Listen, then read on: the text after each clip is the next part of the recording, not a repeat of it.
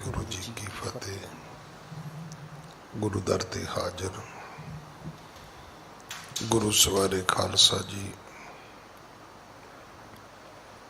आप जी वडभागे हो जो 8वें पातशाह गुरु हरकृष्ण साहब महाराज जी दे पवित्र चरण छोह प्राप्त इतिहासक स्थान गुरुद्वारा बंगला साहब जी की यात्रा करदे हां। जुगो जुग अटल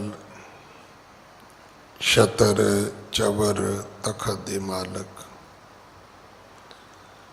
धन धन धन श्री गुरु ग्रंथ साहिब पातशाह महाराज जी दे हजूर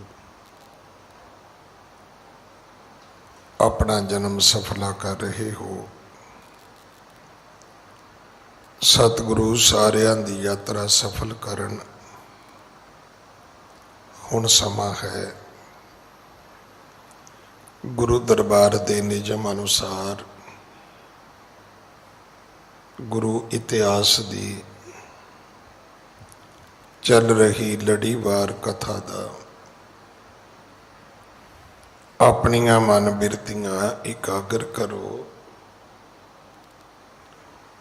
रसना पवित्र कर दे एक बार सारे उच्चारण करो जी। सतनाम वाहिगुरु जी। ये इतिहास पहले पातशाह जाहर पीर जगत गुरु कल तारण आए श्री गुरु नानक देव महाराज जी का है। प्रसंग है जगत जलंदे दा उधार करदियां नौ खंड पृथ्वी चार चक्कां दा उधार करदियां सतगुरु जदों दूसरी उदासी दूसरा प्रचारक दौरा आरंभ करते ने। बहुत सारे सनातन मत दे हिंदू मत दे तीर्थ अस्थानां ते जांदे ने। उस तो बाद बड़े सारे देश दशांतरां दा भरमण करते सतगुरु रोम वलायत पहुंचे ने।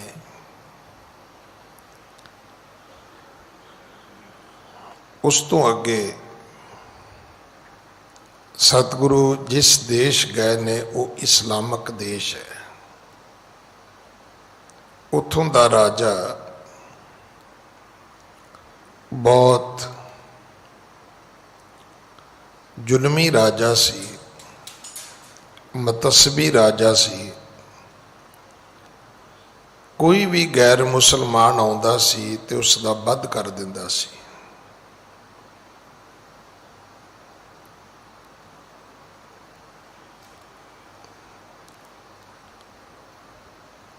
सतगुरु जी उस देश गए।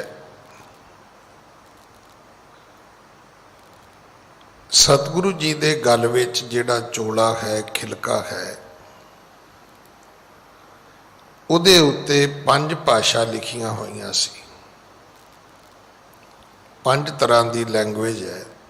अरबी भी है, फारसी भी है, संस्कृत भी है। और उन्हां भाषा के अनुसार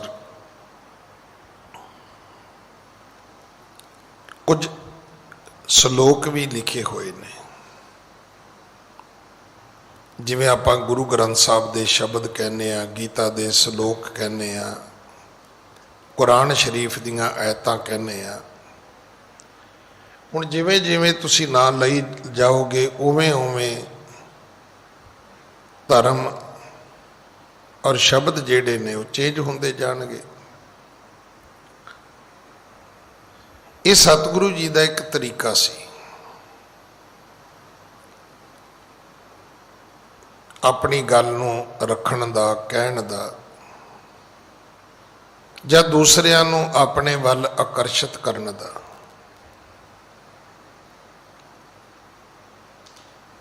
ਰਾਜੇ ਨੇ ਪਹਿਲਾ ਚੋਲਾ ਉਤਰਵਾਉਣ ਦੇ ਯਤਨ ਕੀਤੇ। ਜਦੋਂ ਉਹਦੇ ਕੋਲੋਂ ਚੋਲਾ ਨਹੀਂ ਉਤਰਵਾਇਆ ਜਾ ਸਕਿਆ, ਫਿਰ ਉਸਨੇ ਮਾਰਨ ਮਰਾਉਣ ਦੇ ਯਤਨ ਕੀਤੇ।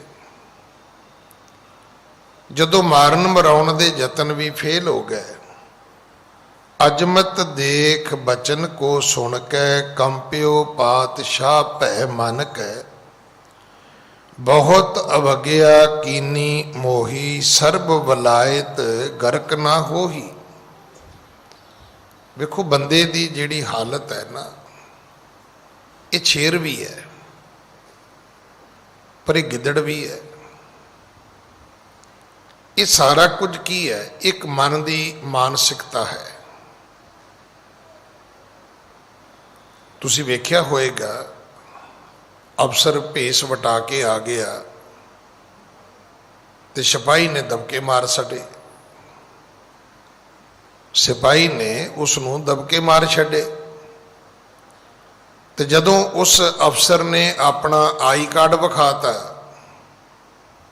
ਤੇ ਹੁਣ ਉਹੀ ਦਬਕੇ ਮਾਰਨ ਵਾਲਾ ਸਿਪਾਹੀ ਜਿਹੜਾ ਹੈ, ਉਹ ਘੁੱਟ-ਘੁੱਟ ਪਾਣੀ ਪੀਣ ਦੇ ਲਾਇਕ ਹੋ ਗਿਆ। ਉਹਨੂੰ ਉੱਦਾਂ ਹੀ ਤਰੇਲੀਆਂ ਆਉਣੀਆਂ ਸ਼ੁਰੂ ਹੋ ਗਈਆਂ, ਉੱਦਾਂ ਹੀ ਉਹਦਾ BP ਲੋ ਹੋਣਾ ਸ਼ੁਰੂ ਹੋ ਗਿਆ, ਉੱਦਾਂ ਹੀ ਸ਼ੂਗਰ ਲੋ ਹੋ ਗਈ ਵਿਚਾਰੇ ਦੀ ਵੀ, ਹੁਣ ਮੇਰੀ ਤਾਂ ਨੌਕਰੀ ਵੀ ਗਈ।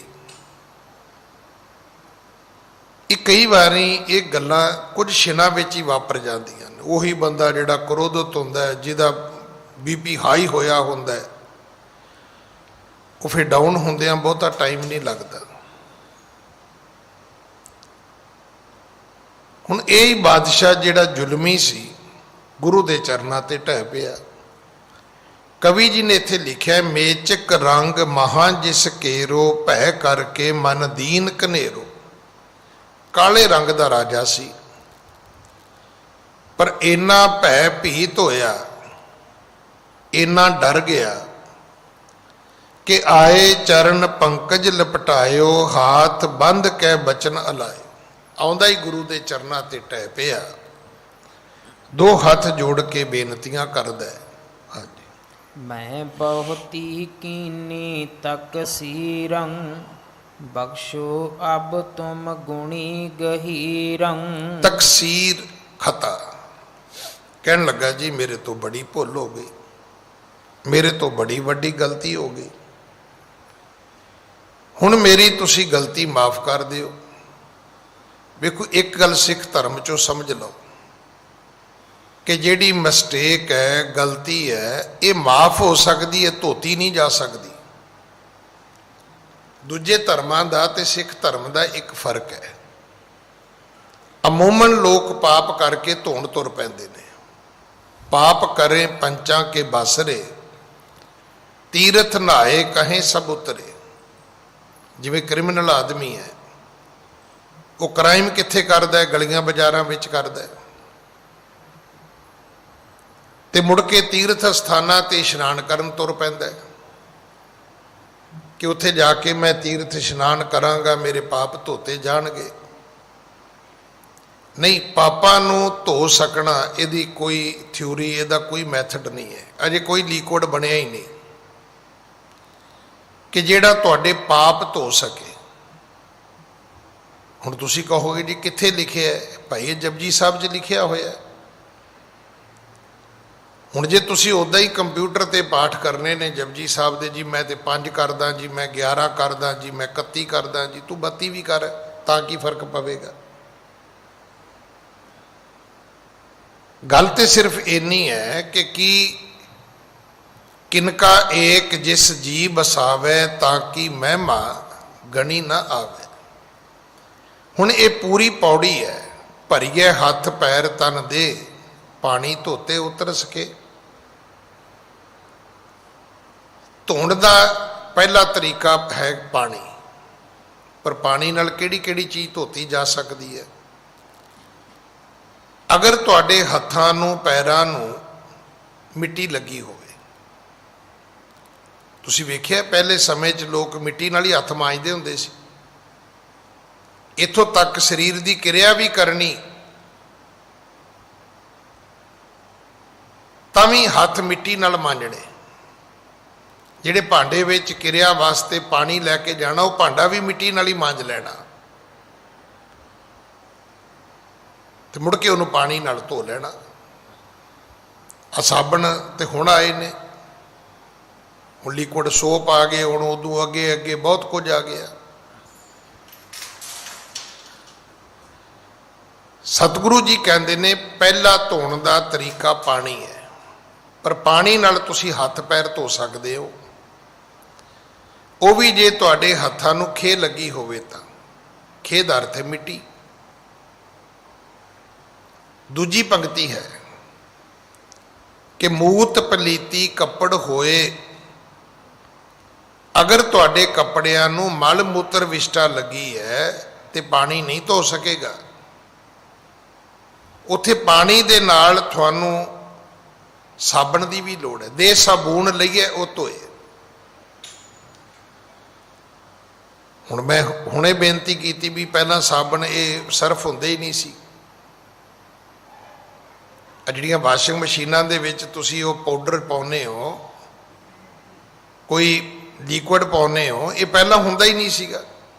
ਫਿਰ ਲੋਕ ਕਿੱਦਾਂ ਕੱਪੜੇ ਧੋਂਦੇ ਸੀ। ਮੈਂ ਖੁਦ ਆਪਣੇ ਬਜ਼ੁਰਗਾਂ ਨੂੰ ਕਲਰ ਨਾਲ ਕੱਪੜੇ ਧੋਂਦਿਆਂ ਵੇਖਿਆ। ਖੇਤਾਂ 'ਚੋਂ ਕਲਰ ਇਕੱਠਾ ਕਰਕੇ ਲਿਆਉਣਾ, ਉਹਦੇ ਨਾਲ ਕੱਪੜੇ ਧੋਣੇ। ਹੁਣ ਉਹਦਾ ਅੱਗੋਂ ਨਾਮ ਬਦਲਦਾ ਤੁਰਿਆ ਜਾਂਦਾ ਹੈ, ਪਰ ਮੈਥਡ ਉਹੀ ਹੈ ਕਿ ਦੇ ਸਾਬੂਨ ਲਈਏ ਉਹ ਧੋਏ।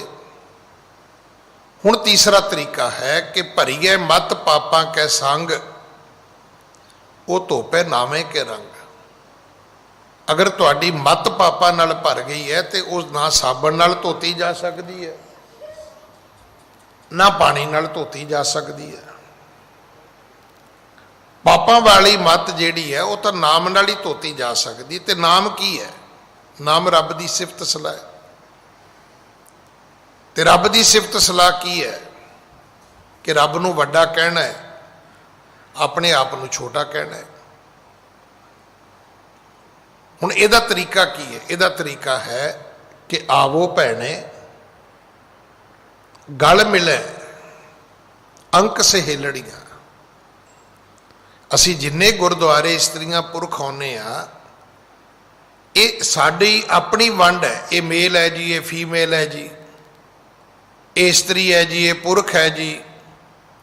ਤੁਸੀਂ ਇੱਦਾਂ ਵੀ ਵੇਖਿਆ ਹੋਣਾ ਸੰਗਤ ਵਿੱਚ ਬੀਬੀਆਂ ਇੱਧਰ ਬਹਿਣਗੀਆਂ, ਬੰਦੇ ਉੱਧਰ ਬਹਿਣਗੇ ਜੀ। ਇਹ ਵੀ ਹੁੰਦਾ ਆਮ ਸਿੰਘ ਸੁਭਾਵਾਂ ਵਿੱਚ, ਇੱਦਾਂ ਹੀ ਹੁੰਦਾ। ਪਰ ਜਦੋਂ ਤੁਸੀਂ ਗੁਰਬਾਣੀ ਦੇ ਰੋਸ਼ਨੀ ਵਿੱਚ ਬੈਠੋਗੇ ਤੇ ਸਤਿਗੁਰੂ ਪਿਤਾ ਮਹਾਰਾਜ ਕਹਿੰਦੇ ਨੇ ਇਸ ਜਗ ਮੈਂ ਪੁਰਖ ਏਕ ਹੈ, ਹੋਰ ਸਗਲੀ ਨਾਰ ਸਬਾਈ। ਰੱਬ ਦੀ ਨਜ਼ਰ ਵਿੱਚ ਅਸੀਂ ਸਾਰੀਆਂ ਇਸਤਰੀਆਂ ਹਾਂ, ਔਰ ਸਾਡਾ ਸਾਰਿਆਂ ਦਾ ਜਿਹੜਾ ਪਤੀ ਹੈ ਉਹ ਪਰਮਾਤਮਾ ਹੈ। ਅਸੀਂ ਜੀਵ ਰੂਪੀ ਇਸਤਰੀਆਂ ਹਾਂ, ਅਸੀਂ ਜਗਿਆਸੂ ਰੂਹਾਂ ਹਾਂ। ਇੱਥੇ ਸਾਰਿਆਂ ਨੂੰ ਇੱਕੋ ਹੀ ਪੰਕਤੀ ਦੇ ਵਿੱਚ ਉਪਦੇਸ਼ ਮਿਲਿਆ ਕਿ ਆਵੋ ਭੈਣੇ ਗਲ ਮਿਲੇ ਅੰਕ ਸਹੇਲੜੀਆਂ, ਮਿਲ ਕੇ ਕਰੇ ਕਹਾਣੀਆਂ ਸਮਰੱਥ ਕੰਤ ਕੀਆਂ। ਆਓ ਜਗਿਆਸੂ ਭੈਣੋ ਆਪਾਂ ਇਕੱਠੇ ਹੋਈਏ ਤੇ ਆਪਾਂ ਰੱਬ ਦੀਆਂ ਗੱਲਾਂ ਕਰੀਏ। ਮਿਲ ਕੇ ਕਰੇ ਕਹਾਣੀਆਂ। ਹੁਣ ਅਸੀਂ ਜਦੋਂ ਕਹਾਣੀਆਂ ਪਾਉਂਦੇ, ਇੱਕ ਕਾਂ ਹੁੰਦਾ ਸੀ, ਇੱਕ ਚਿੜੀ ਹੁੰਦੀ ਸੀ, ਉਹ ਦੋਵੇਂ ਜੀ ਖਿਚੜੀ ਬਣਾਉਣ ਲੱਗ ਗਏ ਜੀ। ਆਹ ਸਾਡੀਆਂ ਕਹਾਣੀਆਂ ਨੇ। ਇੱਥੇ ਕਹਾਣੀ ਰੱਬ ਦੀ ਕਰਨੀ ਹੈ। ਹਰ ਕੀਆਂ ਕਥਾ ਕਹਾਣੀਆਂ ਗੁਰਮੀਤ ਸੁਣਾਈਆਂ, ਬਲਿਹਾਰੀ ਗੁਰ ਆਪਣੇ ਗੁਰ ਕੋ ਘੁੰਮ ਜਾਈਆਂ। ਇੱਥੇ ਗੁਰੂ ਨੂੰ ਪੁੱਛੋਗੇ ਤੇ ਰੱਬ ਦੀਆਂ ਕਹਾਣੀਆਂ ਸੁਣਾਏਗਾ ਤੁਹਾਨੂੰ। ਬੰਦੇ ਨੂੰ ਪੁੱਛੋਗੇ ਤੇ ਇਹੀ ਸੁਣਾਵੇਗਾ। ਕਾਂ ਹੁੰਦਾ ਸੀ, ਇੱਕ ਚਿੜੀ ਹੁੰਦੀ ਸੀ, ਉਹ ਕਹਿਣ ਲੱਗੇ ਜੀ ਆਪਾਂ ਖਿਚੜੀ ਬਣਾਈਏ ਜੀ। फिर वही तुर पैनी कहानी। मिल के करे कहानियां समरथ कंत किया, ते कहानी की करनी है? साचे साहिब सब गुण अवगुण सब असा। आपस विच मिल के असीं इक्को गल कहनी भी अवगुण साडे विच ने, गुण रब विच ने। पर जिहड़ी कहानी हुण तक असीं पढ़ी वो ये है भी गुण साडे च ने, अवगुण रब विच ने। असीं हमेशा चंगे काम करन दी कोशिश करदे हां, रब टेढ़ा बनदा है, हर काम च लत्त फसा दिंदा है, कोई काम सिरे लगन ही नहीं दिंदा। वेखो रब दा रूप की है। साडी नज़र विच रब एक विलन है, असी हीरो हाँ। असी चंगे काम करने की कोशिश करते हैं कि रब तो ऐसा अड़िका सिंह है कि कोई काम सिरे लगन ही नहीं दिंदा। किसी को पुछ के वेख लो भी पाठ करो, कहता जो महाराज कराएगा उदों कर लांगे। भी महाराज ने तेरे हथों गुटका कदों खोया? भी गुरुद्वारे आओ जी, कहता जो लै आएगा महाराज उदों आ जाएंगे। महाराज ने तेरी कार का कदों टायर पैंचर किया? कदे रब भी चंगे काम तो रोकता है किसी को? जो शराब के ठेके की गल आवे उदों भी कहना भी जो रब बोतल घलेगा उदों पी लांगे। ऐतकां तो मैनूं पता नहीं, पर पिछले लॉकडाउन च तो मैं बड़ी हालत माड़ी वेखी लोगों की। असल लॉकडाउन ही पिछले वारी से, ऐतकां तो है ही कुछ नहीं, एवं ही है, कमला जिहा काम ही है। शराबी लोग रोंदे वेखे रोंदे भी कित्यों लभ दिओ जी। जो ठेके खुले तुसीं वेख्या है कि इन्होंने 100 रुपये वाली बोतल 250 च खरीदी है। भी उदों भी तो कवे ना भी जो रब घलेगा उदों पी लांगे। सतगुरु की बाणी कहती है कि बुरे काम को ऊठ खलोया, नाम की वेला पै पै सोया। जो चंगे काम की गल आउंदी वो जी रब जदों कराएगा, जदों कम जावे रुक। कहते पता नहीं, जदों असी काम शुरू करते हैं रब कोई ना कोई अड़िका पा ही दिंदा है, तो जदों जावे कम हो फिर कहता जी मैं कीता। ये गल तो मेरे दिमाग च बड़े चिर दी सी, बस मौका ही हुण मिलिया है। चंगे कामां दा क्रैडिट असी खुद लैने आ, गलत काम हो जान उहदी सारी बुराई जिहड़ी असी रब दे सिर मढ़ दिंदे आ, रब नूं दोषी बनाउने आ। तो सच्चे साहिब दे गुण गाउने ने, ते गुण की है? गुण है ही ये है। रब की वडियाई की है? रब की वडियाई है भी रब्बा तू ठीक है, गलती जे है तो मेरी है। अगर इन्नी गल असी मन लईए, वेखो भट्ट कीरत गुरु रामदास महाराज के चरणों में एक बेनती करता है, तो उसकी बेनती शुरू ही इत्थों होंदी है। हम अवगुण भरे एक गुण नाही, अमृत छाड़ बिखै बिख खाही, माया मोह भरम पै भूले, सुत दारा स्यो प्रीत लगाई। वो गल ही इत्थों शुरू करते हैं कि मेरे विच अवगुण ने, गुण एक भी नहीं हैगा, अमृत छड्ड दिता है, जदों खाधा जहर ही खाधा है। माया दे मोह दे भरम दे विच असीं भुल्ले होए आ, ते धीआं पुत्रां दी प्रीत लगी हुई है। सानू दिन रात इक्को ही चिंता है,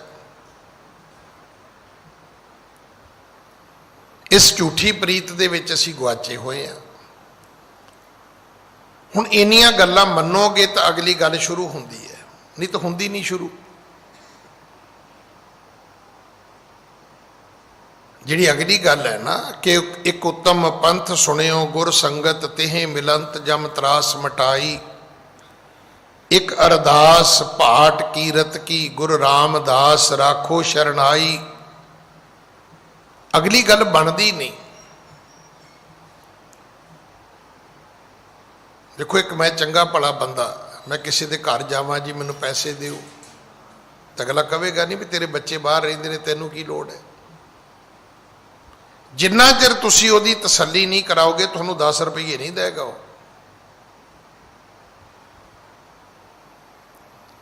ਬੈਂਕ ਬੰਦ ਨੇ, ਜਾਂ ਮਤਲਬ ਘਰ ਦੇ ਬੱਚਿਆਂ ਨਾਲ ਨਹੀਂ ਤੁਹਾਡੀ ਬਣਦੀ, ਜਾਂ ਜਦੋਂ ਜੈਨੂਅਨ ਰੀਜ਼ਨ ਆ ਜਾਏਗਾ ਸਾਹਮਣੇ, ਹੋ ਸਕਦਾ ਫਿਰ ਤੁਹਾਡੀ ਕੋਈ ਮਦਦ ਕਰ ਵੀ ਦੇਵੇ। ਆਪਾਂ ਕਹਿੰਦੇ ਗੁਰੂ ਰਾਮਦਾਸ ਮੈਨੂੰ ਸ਼ਰਨ ਵਿੱਚ ਰੱਖ ਲਓ, ਗੁਰੂ ਸਾਹਿਬ ਕਹਿੰਦੇ ਦੱਸ ਤਾਂ ਸਹੀ ਵੀ ਇਹੋ ਜਿਹੇ ਹਾਲਾਤ ਬਣ ਕਿਵੇਂ ਗਏ ਤੇਰੇ ਬਈ। ਕਿਉਂਕਿ ਆਮ ਬੰਦੇ ਨੇ ਤੇ ਕਦੇ ਆ ਕੇ ਨਹੀਂ ਮੇਰੇ ਦਰ ਤੇ ਕਿਹਾ ਵੀ ਮੈਨੂੰ ਆਪਣੀ ਸ਼ਰਨ ਵਿੱਚ ਰੱਖੋ। ਬੰਦੇ ਤੇ ਮੋਢੇ ਮਾਰਦੇ ਤੁਰੇ ਆਉਂਦੇ ਨੇ।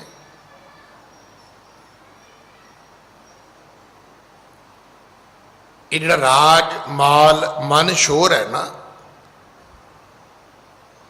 ਇਹ ਲਿਖਿਆ ਹੈ ਸਤਿਗੁਰੂ ਦੀ ਬਾਣੀ 'ਚ, ਮਾਟੀ ਕੋ ਪੁੱਤਰਾ ਕੈਸੇ ਨਚਤ ਹੈ।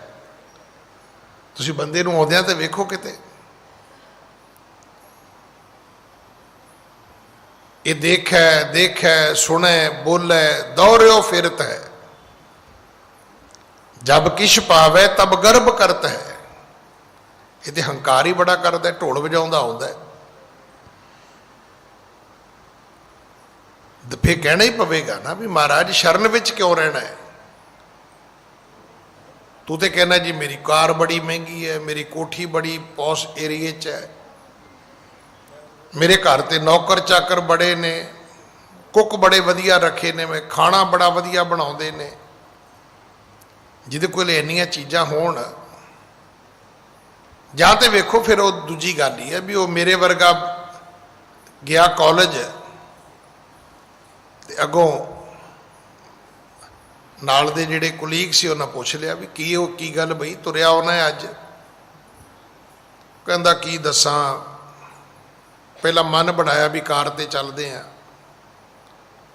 ਕਹਿੰਦਾ ਵੇਖਿਆ ਤੇ ਕਾਰ ਪੈਂਚਰ ਸੀ, ਫਿਰ ਮੈਂ ਸੋਚਿਆ ਮੋਟਰਸਾਈਕਲ ਚੁੱਕ ਲੈਂਦੇ ਆ। ਉਹਦੀ ਕਹਿੰਦਾ ਮੈਂ ਚਾਬੀ ਲੱਭਣ ਲੱਗਾ, ਕਦੇ ਫਰਿੱਜ 'ਚ ਵੇਖੀ, ਕਦੇ ਮੈਂ ਉਹ ਗੌੜੇ ਦੀ ਅਲਮਾਰੀ ਖੋਲ ਕੇ ਵੇਖੀ, ਕਦੇ ਮੈਂ ਇੱਧਰ ਵੇਖੀ, ਕਦੇ ਉੱਧਰ ਵੇਖੀ, ਫਿਰ ਮੈਂ ਤੁਰ ਕੇ ਆ ਗਿਆ। ਉਹ ਅੱਗੋਂ ਤੁਹਾਨੂੰ ਪਤਾ ਕਾਲਜ ਦੇ ਨਿਆਣੇ ਕਿੰਨੇ ਸ਼ੈਤਾਨ ਹੁੰਦੇ ਨੇ, ਉਹ ਕਹਿੰਦੇ ਜੇ ਇੰਨੇ ਜੋਗਾ ਹੈਗਾ ਸੀ ਤੇ ਰਕਸ਼ੇ ਦੀ ਆ ਜਾਣੋ। ਕਈਆਂ ਨੂੰ ਨਾ ਫੜ ਮਾਰਨ ਦੀ ਉਦਾਂ ਹੀ ਆਦਤ ਹੁੰਦੀ ਹੈ। ਉਹ ਕਹਿੰਦਾ ਵੀ ਜੇ ਇੰਨੀਆਂ ਚੀਜ਼ਾਂ ਘਰ ਹੈਗੀਆਂ ਸੀ, ਚਲੋ ਮੋਟਰਸਾਈਕਲ ਵੀ ਸੀਗਾ, ਕਾਰ ਵੀ ਸੀ, ਤੁਹਾਡੇ ਘਰ ਫਰਿੱਜ ਵੀ ਹੈਗੀ ਹੈ, ਟੀਵੀ ਤੇ ਵੀ ਤੁਸੀਂ ਮੋਟਰਸਾਈਕਲ ਦੀ ਚਾਬੀ ਲੱਭਣ ਦੀ ਕੋਸ਼ਿਸ਼ ਕੀਤੀ, ਗੌੜੇ ਦੀ ਅਲਮਾਰੀ 'ਚੋਂ ਵੀ ਨਹੀਂ ਲੱਭੀ, ਤੇ ਤੂੰ ਰਕਸ਼ਾ ਹੀ ਕਰ ਲੈਨੋ। ਵੀ ਆ ਤੂੰ ਪੈਦਲ ਰਿਹਾ ਤੇ ਤੂੰ ਫੜਾ ਮਾਰਦਾ ਵੀ ਸਾਡੇ ਘਰ 'ਚ ਕਾਰ ਵੀ ਹੈਗੀ ਹੈ, ਤੇ ਮੋਟਰਸਾਈਕਲ ਵੀ ਹੈਗਾ, ਤੇ ਫਰਿੱਜ ਵੀ ਹੈਗੀ, ਤੇ ਟੀਵੀ ਵੀ ਹੈਗਾ, ਕਈ ਸਾਡੇ 'ਚ ਲਿਫਾਫੇਬਾਜ਼ ਵੀ ਨੇ। ਐਵੇਂ ਚੀਜ਼ਾਂ ਗਿਣੀ ਜਾਣਗੇ, ਹੁੰਦਾ ਪੱਲੇ ਕੁਛ ਵੀ ਨਹੀਂ ਹੈ। ਤੋ ਇੱਥੇ ਫਿਰ ਉਹ ਜਿਹੜਾ ਰਾਜਾ ਸੀ ਉਹ ਗੁਰੂ ਦੇ ਚਰਨਾਂ ਤੇ ਢਹਿ ਪਿਆ, ਕਹਿਣ ਲੱਗਾ ਜੀ ਮੇਰੇ ਤੋਂ ਬੜੀਆਂ ਗਲਤੀਆਂ ਹੋਈਆਂ ਨੇ। ਹੁਣ ਉਸ ਗਲਤੀ ਨੂੰ ਕਹਿਣ ਲੱਗਾ ਬਖਸ਼ੋ ਅਬ ਤੁਮ ਗੁਣੀ ਗਹੀਰੰ, ਤੁਸੀਂ ਗੁਣਾਂ ਦੇ ਘਰ ਹੋ, ਬਖਸ਼ ਦਿਓ। ਇਸ ਕਰਕੇ ਮੈਂ ਇੰਨੀ ਲੰਬੀ ਕਥਾ ਤਾਂ ਕੀਤੀ ਹੈ ਕਿ ਜਦੋਂ ਵੀ ਸਮਝ ਆ ਜਾਏ ਕਿ ਮੇਰੇ ਕੋਲੋਂ ਭੁੱਲ ਹੋ ਗਈ, ਗਲਤੀ ਹੋ ਗਈ, ਤਾਂ ਇਹ ਚੇਤਾ ਰੱਖਣਾ, ਉਹਨੂੰ ਬਖਸ਼ਾਉਣ ਦੀ ਕੋਸ਼ਿਸ਼ ਕਰਿਓ, ਧੋਣ ਦੀ ਕੋਸ਼ਿਸ਼ ਨਾ ਕਰਿਓ। ਤੇ ਬਖਸ਼ਾਉਣ ਦਾ ਤੁਹਾਨੂੰ ਪਤਾ ਹੀ ਹੈ, ਤੁਹਾਡੇ ਘਰਾਂ 'ਚ ਰੋਜ਼ ਕੰਮ ਹੁੰਦਾ ਹੈ, ਤੁਹਾਡਾ ਰੋਜ਼ ਬੱਚਾ ਗਲਤੀ ਕਰਦਾ ਹੈ ਤੇ ਰੋਜ਼ ਤੁਸੀਂ ਉਹਨੂੰ ਬਖਸ਼ਦੇ ਹੋ। ਤੇ ਜਦੋਂ ਕਹਿੰਦਾ ਵੀ ਡੈਡੀ ਮੈਨੂੰ ਮਾਫ ਕਰ ਦਿਓ, ਤਾਂ ਆਪਾਂ ਕਹਿੰਦੇ ਫਿਰ ਕੰਨ ਫੜ, ਉਹ ਫੜਦਾ। ਫਿਰ ਕਹਿੰਦੇ ਮੁਰਗਾ ਬਣ, ਉਹ ਵਿਚਾਰਾ ਮੁਰਗਾ ਵੀ ਬਣਦਾ। ਫਿਰ ਅਸੀਂ ਉਹਨੂੰ ਕਹਿੰਦੇ ਵੀ ਉੱਠ ਕੇ ਖੜਾ ਰਹੋ ਥੋੜਾ ਚਿਰ, ਉਹ ਖੜਾ ਵੀ ਰਹਿੰਦਾ। ਫਿਰ ਅਸੀਂ ਉਹਨੂੰ ਇੱਕ ਗੱਲ ਕਹਿੰਦੇ ਹਾਂ ਕਿ ਅੱਗੇ ਤੋਂ ਪ੍ਰੋਮਿਸ ਕਰ, ਦੁਬਾਰਾ ਗਲਤੀ ਤਾਂ ਨਹੀਂ ਕਰੇਗਾ। ਉਹ ਕਹਿੰਦਾ ਜੀ ਨਹੀਂ ਕਰਾਂਗਾ। ਕਹਿੰਦਾ ਚੱਲ ਠੀਕ ਹੈ ਪੁੱਤ, ਮਾਫ ਹੋ ਗਿਆ। ਮਾਫੀ ਦਾ ਇੱਕੋ ਹੀ ਵੱਡਾ ਸਭ ਤੋਂ ਜਿਹੜਾ ਹੈ कि जे तुसी दोबारा नहीं करोगे तो माफ हो जाएगी। ਹੁਣ ਜਿਹੜਾ ਬੱਚਾ ਕਵੇ ਮਾਂ ਪਿਓ ਨੂੰ ਮਾਫ ਕਰ ਦਿਓ, ਉਹ ਮਾਂ ਪਿਓ ਅੱਗੋਂ ਕੀ ਕਹਿੰਦਾ, ਕਹਿੰਦਾ ਤੇਰਾ ਤਾਂ ਰੋਜ਼ ਦਾ ਕੰਮ ਹੈ, ਸਵੇਰੇ ਮਾਫ ਕਰੋ ਦੁਪਹਿਰੇ ਫਿਰ ਉਹੀ ਹਾਲ ਕੰਮ ਹੈ, ਦੁਪਹਿਰੇ ਮਾਫ ਕਰੋ ਸ਼ਾਮ ਨੂੰ ਫਿਰ ਤੇਰਾ ਉਹੀ ਕੰਮ ਹੈ। ਮਾਫੀ ਉਦੋਂ ਹੋਏਗੀ ਜਦੋਂ ਤੁਸੀਂ ਗਲਤੀ ਛੱਡ ਦਿਓਗੇ। ਧਰਮ ਇਹ ਕਹਿੰਦਾ ਹੈ, ਵੇਖੋ ਗਲਤੀ ਹੋ ਜਾਣੀ, ਮੈਨੂੰ ਤਾਂ ਬੜੇ ਬੰਦੇ ਕਹਿੰਦੇ ਨੇ ਗਿਆਨੀ ਜੀ ਤੁਸੀਂ ਆਹ ਗਲਤ ਕੀਤਾ, ਉਹ ਗਲਤ ਕੀਤਾ। ਮੈਂ ਕਿਹਾ ਮੈਂ ਇੱਕ ਬੰਦਾ, ਤੁਸੀਂ ਮੈਨੂੰ ਬ੍ਰਹਮ ਗਿਆਨੀ ਸਮਝਦੇ ਹੋ, ਤੁਹਾਡੀ ਗਲਤੀ ਹੈ। ਤੁਸੀਂ ਮੈਨੂੰ ਕੁਝ ਬਣਾ ਕੇ ਆਪਣੀ ਨਜ਼ਰ ਵਿੱਚ ਬੈਠੇ ਹੋਏ, ਤੁਹਾਡੀ ਗਲਤੀ ਹੈ। ਮੈਂ ਫਿਰ ਬੇਨਤੀ ਕਰਾਂ, ਬੰਦੇ ਦਾ ਬੰਦਾ ਹੋਣਾ ਇਸੇ ਗੱਲ ਦਾ ਪ੍ਰਮਾਣ ਹੈ ਕਿ ਉਹ ਗਲਤੀ ਕਰੇਗਾ ਹੀ ਕਰੇਗਾ। ਬੰਦਾ ਭੁੱਲਣਹਾਰ ਹੈ, ਬੰਦਾ ਬ੍ਰਹਮ ਗਿਆਨੀ ਨਹੀਂ ਹੈ। ਹੁਣ ਸਾਡੀ ਗਲਤੀ ਵੀ ਕਦੇ ਆਸਾ ਰਾਮ ਨੂੰ ਗੁਰੂ ਬਣਾਤਾ, ਕਦੇ ਉਹ ਰਾਮ ਰਹੀਮ ਨੂੰ ਗੁਰੂ ਬਣਾਤਾ, ਕਦੇ ਕਿਸੇ ਹੋਰ ਨੂੰ ਗੁਰੂ ਬਣਾਤਾ। ਹੁਣ ਕਿੰਨੇ ਰਾਮ ਅਸੀਂ ਖੜੇ ਕਰ ਲਏ, ਪਰ ਸਾਰੇ ਸ਼੍ਰੀ ਰਾਮਚੰਦਰ ਤਾਂ ਨਹੀਂ ਹੋ ਸਕਦੇ। ਕੋਈ ਰਾਮਪਾਲ ਹੈ, ਕੋਈ ਰਾਮ ਰਹੀਮ ਹੈ, ਕੋਈ ਆਸਾ ਰਾਮ ਹੈ। ਹੁਣ ਸਾਰੇ ਸ਼੍ਰੀ ਰਾਮ ਨਹੀਂ ਹੋ ਸਕਦੇ। ਸ਼੍ਰੀ ਰਾਮ ਇੱਕੋ ਹੀ ਹੋਇਆ ਜਿਹਨੂੰ ਮਰਿਆਦਾ ਪੁਰਸ਼ੋਤਮ ਕਹਿੰਦੇ ਨੇ, ਜਿਹੜਾ ਤ੍ਰੇਤੇ ਦਾ ਅਵਤਾਰ ਹੋਇਆ। ਹੁਣ ਸਾਡੀ ਗਲਤੀ ਹੈ ਵੀ ਹਰ ਬੰਦੇ ਨੂੰ ਚੁੱਕਿਆ ਤੇ ਉਹਨੂੰ ਰਾਮ ਬਣਾਤਾ ਜੀ, ਇਹ ਆਸਾ ਰਾਮ ਹੋ ਗਿਆ ਜੀ, ਇਹ ਰਾਮਪਾਲ ਹੋ ਗਿਆ ਜੀ, ਇਹ ਰਾਮ ਰਹੀਮ ਹੋ ਗਿਆ ਜੀ। ਵੀ ਇਦਾਂ ਕਹਿਣ ਨਾਲ ਥੋੜਾ ਹੁੰਦਾ। ਇਹ ਕੋਈ ਇਦਾਂ ਦਾ ਕੰਮ ਨਹੀਂ ਵੀ ਚਾਰ ਬੰਦੇ ਵੋਟਾਂ ਪਾਉਣਗੇ ਤੇ ਬੰਦਾ ਸਰਪੰਚ ਬਣ ਜਾਏਗਾ, ਇਦਾਂ ਨਹੀਂ ਹੁੰਦਾ। ਹਰ ਬੰਦਾ ਸ਼੍ਰੀ ਰਾਮ ਨਹੀਂ ਹੋ ਸਕਦਾ, ਹਰ ਬੰਦਾ ਸ਼੍ਰੀ ਰਾਮਚੰਦਰ ਨਹੀਂ ਹੋ ਸਕਦਾ, ਹਰ ਬੰਦਾ ਤ੍ਰੇਤੇ ਦਾ ਅਵਤਾਰ ਨਹੀਂ ਹੋ ਸਕਦਾ। ਹਰ ਬੰਦੇ ਨੂੰ ਤੁਸੀਂ ਮਰਿਆਦਾ ਪੁਰਸ਼ੋਤਮ ਨਹੀਂ ਮੰਨ ਸਕਦੇ। ਰਾਜੇ ਨੇ ਕਿਹਾ, ਕਹਿਣ ਲੱਗਾ ਜੀ ਮੇਰੀਆਂ ਭੁੱਲਾਂ ਬਖਸ਼ੋ। ਮੈਂ ਫਿਰ ਬੇਨਤੀ ਕਰਾਂ, ਧਰਮ ਦੇ ਵਿੱਚੋਂ ਸਿੱਖ ਧਰਮ 'ਚ ਗੱਲ ਜ਼ਰੂਰ ਸਿੱਖ ਲਓ ਕਿ ਭੁੱਲ ਬਖਸ਼ਾਈ ਜਾ ਸਕਦੀ ਹੈ, ਧੋਤੀ ਨਹੀਂ ਜਾ ਸਕਦੀ। ਅਸੀਂ ਉਲਟੇ ਪਾਸੇ ਤੁਰੇ ਹੋਏ ਆ ਵੀ ਧੋ ਲਓ ਜੀ, ਨਹੀਂ, ਧੋਣ ਦਾ ਕੋਈ ਮੈਥਡ ਹੀ ਨਹੀਂ ਹੈ। ਧੋਣ ਦੇ ਤਿੰਨ ਹੀ ਤਰੀਕੇ ਨੇ, ਉਹ ਤਿੰਨੇ ਮੈਂ ਆਪ ਜੀ ਨੂੰ ਬਾਣੀ ਚੋਂ ਪੜ੍ਹ ਕੇ ਸੁਣਾਤੇ ਨੇ, ਔਰ ਇਹ ਤੁਸੀਂ ਵੀ ਰੋਜ਼ ਪੜ੍ਹਦੇ ਹੋ। ਇਹ ਕੋਈ ਬਾਣੀ ਗੁਰੂ ਗ੍ਰੰਥ ਸਾਹਿਬ ਦੇ ਅੱਧ 'ਚ ਨਹੀਂ ਲਿਖੀ ਹੋਈ, ਇਹ ਪਹਿਲਾ ਪਾਠ ਜਪਜੀ ਸਾਹਿਬ ਦਾ ਉਹਦੇ ਵਿੱਚ ਲਿਖੀ ਹੈ ਕਿ ਜੇ ਹੱਥਾਂ ਨੂੰ ਮਿੱਟੀ ਲੱਗੀ ਹੈ ਪਾਣੀ ਨਾਲ ਧੋ ਲਓ, ਮਲ ਮੂਤਰ ਵਿਸ਼ਟਾ ਲੱਗੀ ਹੈ ਸਾਬਣ ਨਾਲ ਧੋ ਲਓ, ਪਰ ਜੇ ਮੱਤ ਪਾਪਾਂ ਨਾਲ ਭਰ ਗਈ ਹੈ ਤਾਂ ਨਾਮ ਨਾਲ ਧੋ ਲਓ। ਚੌਥੀ ਥਿਊਰੀ ਕੋਈ ਨਹੀਂ ਹੈਗੀ ਭਾਈ। ਭੁੱਲ ਬਖਸ਼ਾਈ ਜਾ ਸਕਦੀ ਹੈ, ਧੋਤੀ ਨਹੀਂ ਜਾ ਸਕਦੀ। ਤੇ ਬਖਸ਼ਾਉਣ ਦਾ ਤਰੀਕਾ ਤੁਹਾਡੇ ਘਰ ਰੋਜ਼ ਹੀ ਹੈਗਾ। ਤੁਹਾਡੇ ਨੌਕਰ ਨੇ ਗਲਤੀ ਕੀਤੀ, ਪਤਨੀ ਨੇ ਗਲਤੀ ਕੀਤੀ, ਪਤੀ ਨੇ ਗਲਤੀ ਕੀਤੀ, ਬੱਚੇ ਨੇ ਗਲਤੀ ਕੀਤੀ, ਉਹਦਾ ਤਰੀਕਾ ਹੀ ਇੱਕੋ ਹੈ ਕਿ ਭਾਈ ਮਾਫੀ ਮੰਗੋ, ਅੱਗੇ ਤੋਂ ਤੋਬਾ ਕਰੋ ਕਿ ਅੱਗੇ ਤੋਂ ਗਲਤੀ ਨਹੀਂ ਕਰਾਂਗੇ ਤੇ ਗਲਤੀ ਮਾਫ ਹੋ ਜਾਏਗੀ। ਹਾਂਜੀ। ਪੀਰਨ ਪੀਰ ਕੇ ਆਪ ਖੁਦਾਏ, ਹੋ ਪਰ ਛਿਨ ਨ ਪਰੋ ਲਖਾਏ। ਤੁਸੀਂ ਪੀਰਾਂ ਦੇ ਪੀਰ ਹੋ, ਤੁਸੀਂ ਖੁਦਾ ਦਾ ਰੂਪ ਹੋ, ਤੁਸੀਂ ਆਪਣੇ ਆਪ ਨੂੰ ਛੁਪਾਇਆ ਹੋਇਆ ਹੈ, ਪਰ ਛਿਨ ਹੈ ਖੁਦਾ ਜੇ, ਪਰ ਲੁਕਾ ਕੇ ਆਪਣੇ ਆਪ ਨੂੰ ਤੁਰੇ ਫਿਰਦੇ, ਦੱਸਦੇ ਨਹੀਂ ਤੁਸੀਂ ਦੁਨੀਆ ਨੂੰ ਕਿ ਤੁਸੀਂ ਰੱਬ ਹੋ। ਇਹ ਤਾਂ ਇੰਨਾ ਕੁਝ ਹੋਣ ਤੋਂ ਬਾਅਦ ਪਤਾ ਲੱਗਿਆ ਵੀ ਤੁਸੀਂ ਰੱਬ ਹੋ। ਹਾਂਜੀ। ਰਾਵਰ ਕੀ ਰਜਾਏ ਉਰ ਧਰਉ, ਬਹੁਰ ਅਵਗਿਆ ਫੇਰ ਨ ਕਰਉ। ਮੈਂ ਆਪ ਜੀ ਦੀ ਰਜਾ ਵਿੱਚ ਰਵਾਂਗਾ, ਆਗਿਆ ਵਿੱਚ ਰਵਾਂਗਾ, ਕਦੇ ਮੁੜ ਕੇ ਗਲਤੀ ਨਹੀਂ ਕਰਾਂਗਾ। ਇੱਕ ਵਾਰੀ ਮੈਨੂੰ ਮੇਰੀ ਭੁੱਲ ਬਖਸ਼ ਦਿਓ। ਹਾਂਜੀ। ਭਾ ਅਣਜਾਣ ਪਣੇ ਮਹਿ ਦੋਸ਼ਾ, ਕਰੋ ਮਿਹਰ ਪਰ ਹਰ ਉਰ ਰੋਸਾ। ਅਣਜਾਣ ਪਣੇ ਦੇ ਮੇਰੇ ਦੋਸ਼ ਨੇ, ਇੱਕ ਵਾਰੀ ਮਿਹਰ ਕਰ ਦਿਓ, ਮੇਰੇ ਤੇ ਰੋਸ ਨਾ ਕਰਿਓ। ਰੱਬ ਤੇ ਰੱਬ ਦਾ ਪਿਆਰਾ ਇਹ ਕਦੇ ਵੀ, ਪਹਿਲੀ ਗੱਲ ਤੇ ਰੋਸ ਕਰਦਾ ਨਹੀਂ, ਪਰ ਜੇ ਕਰੇ ਨਾ ਤਾਂ ਫਿਰ ਇਹ ਚੇਤਾ ਰੱਖਣਾ ਕਿ ਨਦਰ ਉਪੱਠੀ ਜੇ ਕਰੇ, ਸੁਲਤਾਨਾ ਘਾਹ ਕਰਾਏਂਦਾ। ਵੱਡੇ ਵੱਡੇ ਜਿਹੜੇ ਲੋਕ ਰਾਜੇ ਨੇ ਉਹਨਾਂ ਨੂੰ ਇੱਕ ਚਾਦਰ ਤੇ ਇੱਕ ਖੁਰਪੀ ਫੜਾ ਦਿੰਦਾ ਵੀ ਜਾਓ ਘਾਹ ਖੋਤੋ ਜਾ ਕੇ। ਰਾਜਿਆਂ ਨੂੰ ਘਾਈ ਬਣਾ ਦਿੰਦਾ, ਘਾਈ, ਇਹਨੂੰ ਘਾਈ ਕਹਿੰਦੇ ਨੇ, ਘਾਹ ਖੋਤਣ ਵਾਲੇ। ਪੱਲੀ ਦੇ ਕੇ, ਰੰਬਾ ਦੇ ਕੇ ਕਹਿੰਦਾ ਜਾਓ ਜਾ ਕੇ ਘਾਹ ਖੋਤੋ ਭਾਈ। ਰੱਬ ਦੇ ਵਾਸਤੇ ਕੋਈ ਵੱਡੀ ਗੱਲ ਨਹੀਂ ਕਿਸੇ ਰਾਜੇ ਨੂੰ ਭਿਖਾਰੀ ਬਣਾ ਦੇਵੇ, ਇਹ ਕੋਈ ਵੱਡੀ ਗੱਲ ਨਹੀਂ ਹੈ। ਹਾਂਜੀ। ਦੀਨ ਦੇਖ ਕਰ ਦੀਨ ਦਇਆਲਾ, ਕਹਿਓ ਕਰਨ ਉਪਕਾਰ ਵਿਸਾਲਾ। ਉਸ ਨੂੰ ਦੀਨ ਹੋਇਆ ਵੇਖ ਸਤਿਗੁਰੂ ਜੀ ਨੇ ਫਿਰ ਕਿਰਪਾ ਕੀਤੀ, ਕਿਉਂਕਿ ਗੁਰੂ ਜੀ ਤੇ ਹੈ ਹੀ ਦਿਆਲੂ ਨੇ। ਉਹ ਤੇ ਆਏ ਦਇਆ ਕਰਨ ਸੀ, ਉਹ ਰਾਜੇ ਨੂੰ ਮਾਰਨ ਨਹੀਂ ਸੀ ਆਏ। ਉਹ ਤਾਂ ਚਾਹੁੰਦੇ ਸਨ ਕਿ ਇਹ ਰਾਜ ਜਿਹੜਾ ਹੈ, ਇਹ ਪਾਪ ਦਾ ਰਾਜ ਜਿਹੜਾ ਹੈ, ਤੇ ਇਹ ਧਰਮ ਦਾ ਰਾਜ ਸਥਾਪਿਤ ਹੋ ਜਾਏ। ਸਤਿਗੁਰੂ ਜੀ ਚਾਹੁੰਦੇ ਸੀ ਕਿ ਉਹ ਰਾਜਾ ਹੀ ਜਿਹੜਾ ਹੈ ਉਹ ਭਲੇ ਮਾਰਗ ਤੇ ਚੱਲੇ। ਉਹਨੇ ਮਾਫੀ ਮੰਗ ਲਈ, ਸਤਿਗੁਰੂ ਦਇਆ ਦੇ ਘਰ ਵਿੱਚ ਆ ਗਏ। ਨਰ ਮਾਰਨ ਜੇ ਪਰ ਹਰੈ, ਤੋ ਤੂੰ ਬਖਸ਼ਿਆ ਜਾਏ। ਸਤਿਗੁਰੂ ਕਹਿਣ ਲੱਗੇ ਵਾਅਦਾ ਕਰ, ਅੱਜ ਤੋਂ ਬਾਅਦ ਕਿਸੇ ਬੰਦੇ ਨੂੰ ਮਾਰੇਗਾ ਤਾਂ ਨਹੀਂ। ਮਾਰਨ ਦਾ ਅਰਥ ਨਹੀਂ ਵੀ ਉਹ ਕਿਤੇ ਦੋ ਚਪੇੜਾ ਮਾਰਦਾ ਸੀ, ਦੋ ਡੰਡੇ ਮਾਰਦਾ ਸੀ, ਕੁੱਟਦਾ ਸੀ, ਨਾ। ਮਾਰਨ ਦਾ ਅਰਥ ਸੀ ਵੀ ਧੌਣ ਹੀ ਵੱਢ ਦਿੰਦਾ ਸੀ ਉਹ। ਸਤਿਗੁਰੂ ਕਹਿੰਦੇ ਪਹਿਲਾਂ ਵਾਅਦਾ ਕਰ, ਪ੍ਰੋਮਿਸ ਕਰ ਕਿ ਅੱਜ ਤੋਂ ਬਾਅਦ ਕਿਸੇ ਬੰਦੇ ਨੂੰ ਮਾਰੇਗਾ ਤਾਂ ਨਹੀਂ। ਦੇਖੋ ਇੱਕ ਗੱਲ ਜਿਹੜੀ ਇਸ ਟਾਈਮ ਦੀ ਸਾਨੂੰ ਸਮਝਣ ਦੀ ਲੋੜ ਹੈ ਨਾ, ਇੱਥੇ ਨਾ ਹਰ ਬੰਦੇ ਨੇ ਇੱਕ ਇੱਦਾਂ ਦਾ ਪਾਠ ਪੜ੍ਹ ਲਿਆ ਹੈ। ਮੈਂ ਕੱਲ ਵੀ ਬੇਨਤੀ ਕੀਤੀ ਸੀ ਵੀ ਉੱਲੂ ਤਾਰ ਦੇ ਉੱਤੇ ਉਲਟਾ ਹੀ ਰਹਿੰਦਾ ਹੈ। ਕਦੇ ਕਿਸੇ ਨੇ ਉਸ ਉੱਲੂ ਨੂੰ ਸਿੱਧਾ ਕਰਨ ਦੀ ਕੋਸ਼ਿਸ਼ ਨਹੀਂ ਕੀਤੀ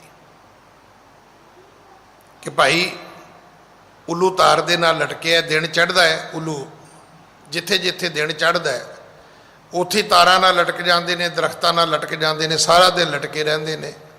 ਕਦੇ ਕਿਸੇ ਨੇ ਉੱਲੂ ਸਿੱਧਾ ਕਰਨ ਦੀ ਕੋਸ਼ਿਸ਼ ਕੀਤੀ ਨਾ। ਪਰ ਆਪਣਾ ਆਪਣਾ ਉੱਲੂ ਸਾਰੇ ਹੀ ਸਿੱਧਾ ਕਰ ਲੈਂਦੇ ਨੇ। ਆਪਣਾ ਉੱਲੂ ਸਿੱਧਾ ਕਰਨ ਦਾ ਅਰਥ ਹੁੰਦਾ ਵੀ ਆਪਣਾ ਕੰਮ ਕੱਢੋ, ਆਪਣਾ ਕੰਮ ਸਿੱਧਾ ਕਰੋ, ਬਾਕੀ ਠੀਕ ਠਾਕ ਹੈ।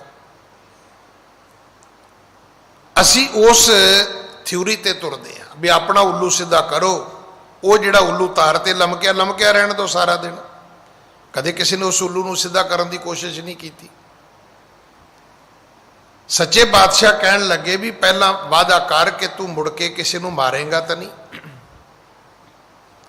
ਅੱਜ ਅਸੀਂ ਇਹ ਜਿਹੜੀ ਸਭ ਤੋਂ ਵੱਡੀ ਗਲਤੀ ਸਿੱਖ ਲਈ ਹੈ ਉਹ ਇਹ ਹੈ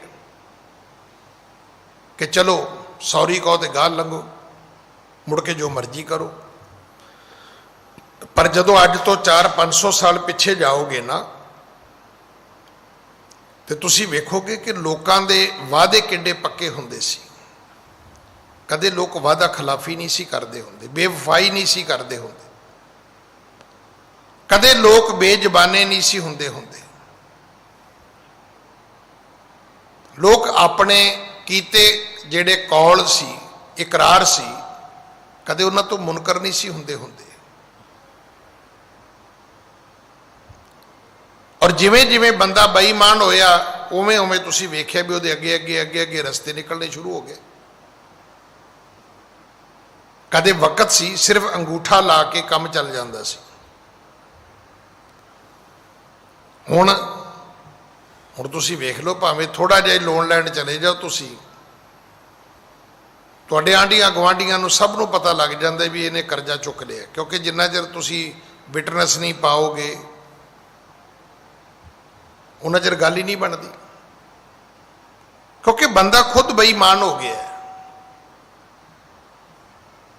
ਮੈਂ ਬਹੁਤ ਵਾਰੀ ਬੇਨਤੀ ਕੀਤੀ, ਤੁਸੀਂ ਨਹੀਂ, ਆਪ ਨਹੀਂ ਤੇ ਤੁਹਾਡੇ ਬਜ਼ੁਰਗ ਗਵਾਹ ਹੋਣਗੇ, 1984 ਤੋਂ ਪਹਿਲਾਂ ਅਮੂਮਨ ਬਾਹਰਲੇ ਮੁਲਕਾਂ ਦੇ ਵੀਜ਼ੇ ਨਹੀਂ ਸੀ ਹੁੰਦੇ। ਟਿਕਟ ਲਓ ਔਰ ਜਾਓ, ਵੀਜ਼ਾ ਔਨ ਅਰਾਈਵਲ ਹੁੰਦਾ ਸੀ। ਟਿਕਟ ਲਓ ਔਰ ਜਾਓ। ਪਰ ਹੁਣ ਜਦੋਂ ਪਤਾ ਲੱਗ ਗਿਆ ਵੀ ਇਹ ਤੇ ਬੇਈਮਾਨ ਹੈ ਆਦਮੀ, ਹੁਣ ਪਹਿਲੀ ਗੱਲ ਤੇ ਵੀਜ਼ਾ ਮਿਲਦਾ ਹੀ ਨਹੀਂ, ਉਹਦਾ ਇੰਨਾ ਲੰਬਾ ਪ੍ਰੋਸੈਸ ਹੈ, ਇੰਨਾ ਲੰਬਾ ਉਹਦਾ ਸਿਸਟਮ ਹੈ ਕਿ ਅਸੀਂ ਕੁਝ ਵੀ ਕਹੀਏ ਸਾਹਮਣੇ ਖਲੋਤਾ ਐਗਜ਼ਾਮੀਨਰ ਮੰਨਦਾ ਹੀ ਨਹੀਂ, ਉਹ ਸਮਝਦਾ, ਉਹ ਕਹਿੰਦਾ ਨਹੀਂ ਇਹ ਝੂਠ ਬੋਲਦਾ ਹੈ ਹਰ ਗੱਲ ਤੇ, ਉਹ ਕਹਿੰਦਾ ਲਿਆ ਬਈ। ਇੱਕ ਵਕਤ ਨੇ ਵੀ ਬਹੁਤ ਤਰੱਕੀ ਕਰ ਲਈ ਹੈ। ਅੱਗੇ ਗਲਤ ਸਟੇਟਮੈਂਟਾਂ ਜਾ ਕੇ ਆਪਾਂ ਦੇ ਦਿੰਦੇ ਹੁੰਦੇ ਸੀ, ਗਲਤ ਡਾਕੂਮੈਂਟ ਜਾ ਕੇ ਆਪਾਂ ਦੇ ਦਿੰਦੇ ਹੁੰਦੇ ਸੀ, ਸਾਰਾ ਕੁਝ ਮੈਨੂਅਲ ਹੁੰਦਾ ਸੀ। ਅੱਜ ਕੁਝ ਵੀ ਨਹੀਂ ਹੈਗਾ, ਆਨਲਾਈਨ ਹੈ ਸਭ ਕੁਝ, ਨਾਲ ਦੀ ਨਾਲ ਨਿਕਲ ਆਉਂਦਾ ਹੈ। ਮੈਂ ਤੇ ਹੁਣ ਇੱਕ ਦਿਨ ਉਹ ਪੜ੍ਹ ਰਿਹਾ ਸੀ ਵੀ ਕਿਸੇ ਨੇ ਪੁਲਿਸ ਅਫਸਰ ਨੇ ਕਿਹਾ ਕਿ ਅਗਰ ਤੁਸੀਂ ਕਾਰ ਵਿੱਚ ਜਾ ਰਹੇ ਹੋ ਤੇ ਕੋਈ ਬੰਦਾ ਤੁਹਾਨੂੰ ਫੋਨ ਕਰ ਰਿਹਾ ਹੈ ਤੇ ਸੁਚੇਤ ਰਹਿਣਾ, ਕਿਉਂਕਿ ਤੁਹਾਡੇ ਗੱਡੀ ਦਾ ਨੰਬਰ ਪਾ ਕੇ ਉਹ ਤੁਹਾਡਾ ਸਾਰਾ ਬਾਇਓਡਾਟਾ ਕੱਢ ਸਕਦਾ ਹੈ ਕਿ ਤੁਹਾਡਾ ਘਰ ਕਿੱਥੇ ਹੈ, ਤੁਹਾਡਾ ਨਾਂ ਕੀ ਹੈ, ਤੁਹਾਡਾ ਟੈਲੀਫੋਨ ਨੰਬਰ ਕੀ ਹੈ, ਤੁਹਾਡਾ ਗੱਡੀ ਨੰਬਰ ਪਾਏਗਾ, ਗੱਡੀ ਨੰਬਰ 'ਚੋਂ ਸਾਰਾ ਕੁਝ ਨਿਕਲ ਆਉਣਾ ਤੁਹਾਡਾ। ਜਿੰਨੇ ਕੁ ਅਸੀਂ ਚਲਾਕ ਹੋਏ ਆ, ਜ਼ਮਾਨਾ ਉਦੋਂ ਵੀ ਚਲਾਕ ਹੋ ਗਿਆ, ਦੁਨੀਆ ਉਦੋਂ ਵੀ ਗਾਹ ਚਲੀ ਗਈ ਹੈ। ਜਦੋਂ ਗੁਰੂ ਜੀ ਦੀ ਕਥਾ ਅਸੀਂ ਸੁਣਦੇ ਹਾਂ ਉਦੋਂ ਲੋਕ ਵਾਅਦਾ ਖਿਲਾਫੀ ਨਹੀਂ ਸੀ ਕਰਦੇ। ਸਤਿਗੁਰਾਂ ਨੇ ਕਿਹਾ ਵੀ ਤੂੰ ਵਾਅਦਾ ਕਰ, ਤੂੰ ਬੰਦੇ ਨਹੀਂ ਮਾਰੇਂਗਾ, ਅਸੀਂ ਤੈਨੂੰ ਮਾਫ ਕਰ ਦਿੰਦੇ ਹਾਂ। ਹਾਂਜੀ। ਨਹਿ ਤਿਆਗੇ ਦੁਖ ਪਾਏ ਹੈ, ਦੂਜਖ ਮਿਲੈ ਸਜਾਏ। ਜੇ ਤੂੰ ਇਹ ਪਾਪ ਨਹੀਂ ਛੱਡੇਗਾ ਤੇ ਤੈਨੂੰ ਦੋਜਕ ਦੀ ਅਗਨੀ ਵਿੱਚ ਸੜਨਾ ਪਵੇਗਾ। ਉਹ ਬੜੀ ਭਿਆਨਕ ਅੱਗ ਹੈ। ਮੈਂ ਵੀ ਪਿਛਲੇ ਦਿਨੀ ਪਹਿਲੀ ਵਾਰੀ ਸੁਣੀ ਹੈ। ਕਈ ਮੀਲਾਂ 'ਚ ਅੱਗ ਹੈ, ਉਹ ਕਈ ਕੋਸ ਅੱਗ ਹੈ। ਉਹ ਥੋੜੀ ਜੀ ਅੱਗ ਥਾਂ ਤੇ ਅੱਗ ਨਹੀਂ ਹੈ ਵੀ ਚਲੋ ਬੰਦਾ ਵਿੱਚੋਂ ਦੀ ਲੰਘੇਗਾ, ਥੋੜਾ ਜਿਹਾ ਝੁਲਸ ਗਿਆ, ਥੋੜਾ ਜਿਹਾ ਬਚ ਗਿਆ, ਨਹੀਂ, ਉਹ ਬਚੇਗਾ ਹੀ ਨਹੀਂ ਉਹਦੇ 'ਚ।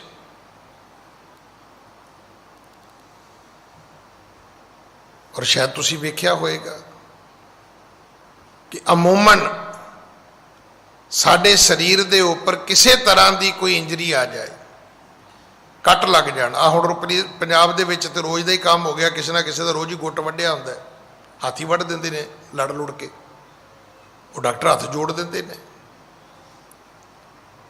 ਪਰ ਜਿਹੜੀ ਸਕਿਨ ਸੜ ਜਾਂਦੀ ਹੈ, ਜਿਹੜੇ ਅੰਗ ਸੜ ਜਾਂਦੇ ਨੇ, ਬਹੁਤੀ ਵਾਰੀ ਉਹ ਮੁੜ ਕੇ ਠੀਕ ਨਹੀਂ ਹੁੰਦੇ। ਉਹਦਾ ਬੜਾ ਲੰਬਾ ਪ੍ਰੋਸੀਜਰ ਹੁੰਦਾ, ਉਹਦੀ ਫਿਰ ਹੋਰ ਤਰ੍ਹਾਂ ਦੀ ਸਰਜਰੀ ਹੁੰਦੀ ਹੈ। ਤੇ ਰੱਬ ਨੇ ਜਿਹੜੀ ਸਜ਼ਾ ਸਾਡੇ ਲਈ ਨਿਯਤ ਕੀਤੀ ਹੈ, ਸਤਿਗੁਰੂ ਕਹਿਣ ਲੱਗੇ ਰਾਜਾ ਇਹ ਚੇਤਾ ਰੱਖੀ, ਜੇ ਨਹੀਂ ਤਿਆਗੇਗਾ, ਦੋਨੋਂ ਆਪਸ਼ਨ ਦੇਤੀਆਂ ਨਾ, ਜੇ ਤੂੰ ਛੱਡ ਦੇਂਗਾ ਤਾਂ ਅਸੀਂ ਤੈਨੂੰ ਮਾਫ ਕਰ ਦਿਆਂਗੇ, ਨਹੀਂ ਛੱਡੇਗਾ ਤੇ ਦੋਜਕ ਦੀ ਅਗਨੀ 'ਚ ਸੜੇਗਾ। ਹਾਂਜੀ। ਲਾਜ ਬਰਦ ਸੁਣ ਬਹਿਣ ਅਲਾਇਓ, ਜਬ ਕੋ ਤੁਮਰੇ ਪੱਗ ਲਪਟਾਇਓ। ਉਹਦਾ ਨਾਂ ਰਾਜੇ ਦਾ ਹੈ ਲਾਜ ਬਰਦ। ਦੇਖੋ ਇਹਦਾ ਨਾਮ ਹੀ ਹੈ। ਇਹਦੇ ਦੇਸ਼ ਦਾ ਨਾਂ ਕੀ ਹੈ? ਸਰਫ। ਇਹਦਾ ਨਾਂ ਲਾਜ ਬਰਦ ਹੈ।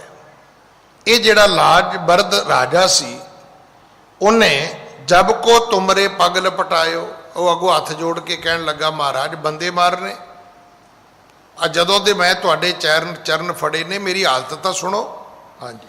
ਤ੍ਰਿਨ ਤੋਰਨ ਕੀ ਸ਼ਕਤ ਨ ਰਹੀ, ਔਰ ਕਹੋ ਜੋ ਕਰ ਹਉ ਸਹੀ। ਕਹਿਣ ਲੱਗਾ ਮਹਾਰਾਜ ਬੰਦੇ ਮਾਰਨੇ ਮੇਰੇ ਵਿੱਚ ਇੰਨੀ ਹਿੰਮਤ ਨਹੀਂ, ਮੈਂ ਤੀਲਾ ਵੀ ਤੋੜ ਸਕਾਂ। ਇਹ ਹਕੀਕਤ ਜੀ। ਧਰਮੀ ਆਦਮੀ ਕੌਣ ਹੈ? ਧਰਮੀ ਆਦਮੀ ਕਿਸੇ ਨੂੰ ਗਾਲ ਵੀ ਨਹੀਂ ਕੱਢ ਸਕਦਾ। ਧਰਮੀ ਆਦਮੀ ਮਾਫ ਕਰ ਦਿੰਦਾ ਹੈ, ਬੁਰਾ ਨਹੀਂ ਕਰਦਾ। ਇਹ ਜਿਹੜੇ ਮਾੜੇ ਕੰਮ ਕਰਦੇ ਨੇ, ਮਾੜੇ ਲੋਕ ਹੀ ਕਰਦੇ ਨੇ। ਇਹ ਜ਼ਰੂਰ ਚੇਤਾ ਰੱਖਣਾ, ਮਾੜੇ ਤੋਂ ਮਾੜੇ ਕੰਮ ਦੀ ਸੀਮਾ ਨਾ ਪੁੱਛਣਾ।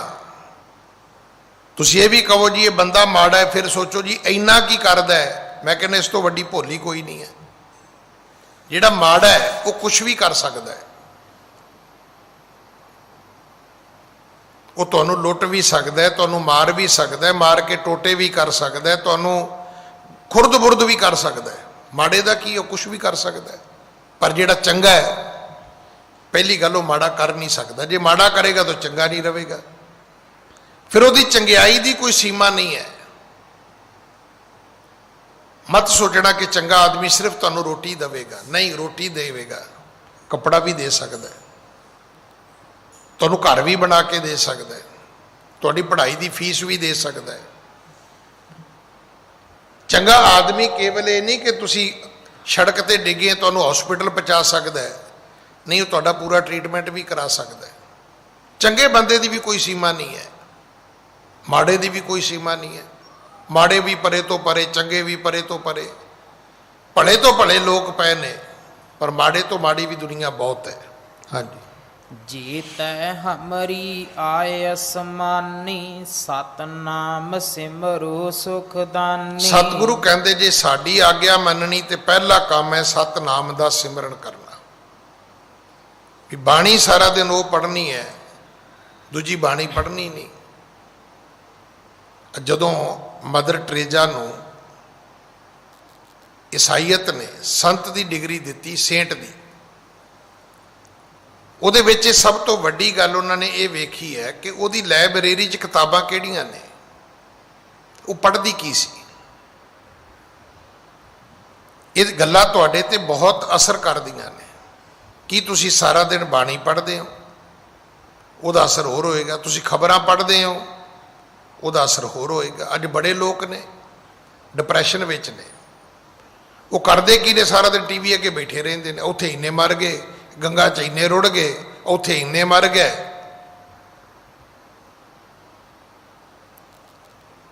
ਸ਼ਾਇਦ ਕੱਲ ਦੀ ਗੱਲ, ਇੱਥੇ ਮੈਨੂੰ ਇੱਕ ਸੱਜਣ ਮਿਲਿਆ, ਕਹਿੰਦਾ ਗਿਆਨੀ ਜੀ ਮੈਂ 1.5 ਮਹੀਨੇ ਬਾਅਦ ਆਇਆ। ਬਿਲਕੁਲ ਕਹਿੰਦਾ ਮੈਂ ਨਰਵਸ ਹੋ ਗਿਆ ਸੀ ਘਰ ਬੈਠਾ। ਤੁਸੀਂ ਗੁਰਦੁਆਰੇ ਆਓਗੇ, ਤੁਹਾਨੂੰ ਜ਼ਿੰਦਗੀ ਜਿਉਣ ਦੀ ਹਿੰਮਤ ਮਿਲੇਗੀ। ਇਹ ਇਹਨਾਂ ਗੱਲਾਂ ਦਾ ਬੜਾ ਅਸਰ ਹੈ। ਜਦੋਂ ਤੁਸੀਂ ਆਪਸ ਵਿੱਚ ਵੀ ਗੱਲਾਂ ਕਰਦੇ ਹੋ, ਉਹ ਗੱਲਾਂ ਵੀ ਤੁਹਾਡੇ ਤੇ ਅਸਰ ਕਰਦੀਆਂ ਨੇ। ਫਿਰ ਤੁਸੀਂ ਪੜ੍ਹਦੇ ਕੀ ਹੋ? ਤੁਸੀਂ ਵੇਖਦੇ ਕੀ ਹੋ? ਤੁਸੀਂ ਸੁਣਦੇ ਕੀ ਹੋ? ਸਤਿਗੁਰੂ ਨੇ ਰਾਜੇ ਨੂੰ ਕਿਹਾ, ਰਾਜੇ ਦਾ ਨਾਂ ਹੈ ਲਾਜਬਰਦ। ਸਤਿਗੁਰੂ ਕਹਿਣ ਲੱਗੇ ਹੁਣ ਦਿਨ ਰਾਤ ਤੂੰ ਪਰਮਾਤਮਾ ਦੇ ਸੱਚੇ ਨਾਮ ਦਾ ਸਿਮਰਨ ਕਰਨਾ ਹੈ, ਤੂੰ ਸੱਚੇ ਪਰਮਾਤਮਾ ਦਾ ਜਾਪ ਕਰਨਾ ਹੈ। ਹਾਂਜੀ। ਕਰ ਆਹਾਰ ਕੁਹੇਤ ਖੁਦਾਏ, ਦੇਸ਼ ਆਪਣੇ ਦੇਗ ਚਲਾਏ। ਇੱਕ ਰੱਬ ਦੇ ਨਾਂ ਤੇ ਰੋਟੀ ਸ਼ੁਰੂ ਕਰ, ਇੱਕ ਦਾਲ ਪ੍ਰਸ਼ਾਦਾ ਰੱਬ ਦੇ ਨਾਂ ਤੇ ਬਣਾ। ਕੋਈ ਵੀ ਆਵੇ ਰੱਬ ਦਾ ਬੰਦਾ ਤੇ ਖਾ ਜਾਏ। ਜਿਵੇਂ ਗੁਰਦੁਆਰੇ 'ਚ ਹੈ, ਜਿਹੜਾ ਗੁਰਦੁਆਰੇ 'ਚ ਪ੍ਰਸ਼ਾਦਾ ਬਣਦਾ ਰੱਬ ਦੇ ਨਾਂ ਤੇ ਬਣਦਾ ਹੈ। ਰੱਬ ਦੇ ਬੰਦੇ ਆਉਂਦੇ ਨੇ, ਸਮਾਨ ਦੇ ਜਾਂਦੇ ਨੇ। ਰੱਬ ਦੇ ਬੰਦੇ ਆਉਂਦੇ ਨੇ, ਪਕਾ ਜਾਂਦੇ ਨੇ। ਰੱਬ ਦੇ ਬੰਦੇ ਆਉਂਦੇ ਨੇ, ਖਾ ਜਾਂਦੇ ਨੇ। ਨਾ ਦੇਣ ਵਾਲਿਆਂ ਦੀ ਕੋਈ ਸ਼ਨਾਖਤ ਹੈ, ਨਾ ਪਕਾਉਣ ਵਾਲਿਆਂ ਦੀ ਹੈ, ਨਾ ਖਾਣ ਵਾਲਿਆਂ ਦੀ ਹੈ। ਹਾਂਜੀ।